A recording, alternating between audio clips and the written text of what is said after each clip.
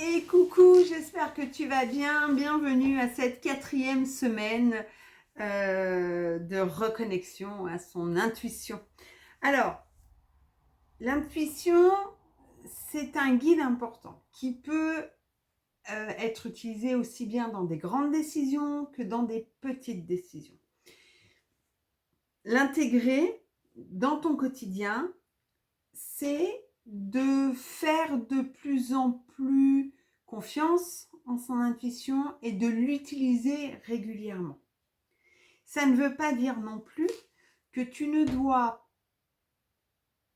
que ton quotidien ne doit être dicté que par ton intuition, parce que l'intuition et la raison, donc le cœur et le mental, la tête, ensemble, ils font une super équipe. À partir du moment où l'un ne prend pas le dessus sur l'autre, il faut trouver ce point d'équilibre où ton intuition va pouvoir te dire le quoi, donc qu'est-ce que j'ai besoin, qu'est-ce que j'ai envie au fond de moi, et la raison peut te dire le comment. Et quand la raison va te dire le comment, tu vas pouvoir de nouveau revenir sur l'intuition. Est-ce que ce comment me convient ou est-ce que je cherche un autre comment? Tu comprends?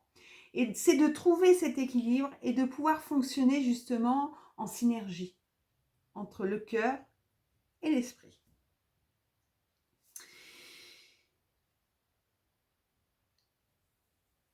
Je vais te donner les exercices. On ne va pas perdre de temps. Juste une dernière chose.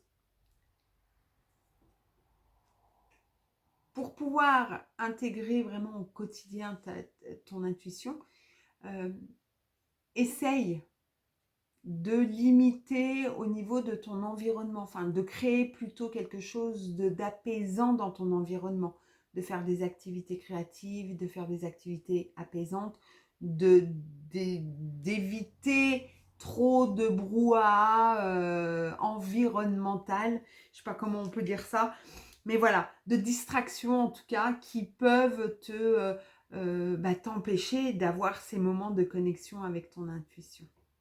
Ok? Allez, on part sur les exercices. Donc, toujours 3 exercices. Donc, le premier, c'est la question quotidienne intuitive. Chaque matin, tu vas te poser une question essentielle comme « Quelle est la meilleure chose que je puisse faire aujourd'hui pour avancer dans ma vie ?» Même chose, tu notes tout ce qui te passe par la tête. Tu notes la réponse intuitive qui te vient.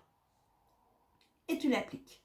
Alors, même chose, dans un premier temps, ça fait 4 semaines, donc dans un premier temps, tu fais sur des petites choses.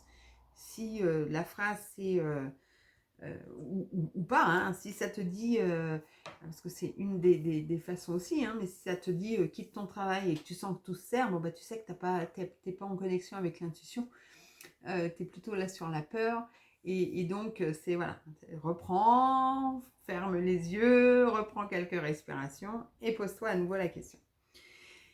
Ensuite, tu vas faire de nouveau la pratique créative intuitive. Tu vas essayer une activité qui engage ton intuition, c'est-à-dire peindre, danser, cuisiner sans suivre de recette.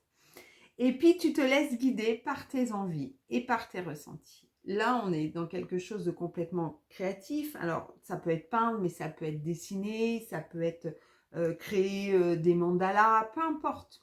Créer des bijoux, peu importe. Vraiment l'activité créative qui te plaît. Et tu te laisses aller en fonction de tes envies. Ok ? Et le dernier exercice, c'est le rituel de clôture. Allez, on a fait 4 semaines, donc on va faire un petit rituel de clôture où tu vas écrire une lettre à ton intuition en la remerciant pour sa guidance, en la remerciant pour ces 4 semaines passées auprès d'elle. Et tu vas t'engager à l'écouter davantage dans les mois à venir. Tu vas également relire les leçons et les expériences marquantes des dernières semaines. Donc, tu fais une lettre à ton intuition, tu la remercies, tu t'engages à faire quelque chose, en tout cas à l'écouter davantage dans les mois à venir. Et puis, à côté de ça, relis les expériences et toute l'exploration que tu as pu faire ces 3 dernières semaines pour voilà, toujours pour t'aider à prendre confiance oui, à gagner en confiance en ton intuition. Je te souhaite une très belle semaine et je te dis mois prochain, enfin la semaine prochaine, pour un nouveau thème de un mois, un thème. À bientôt, prends soin de toi, bye bye.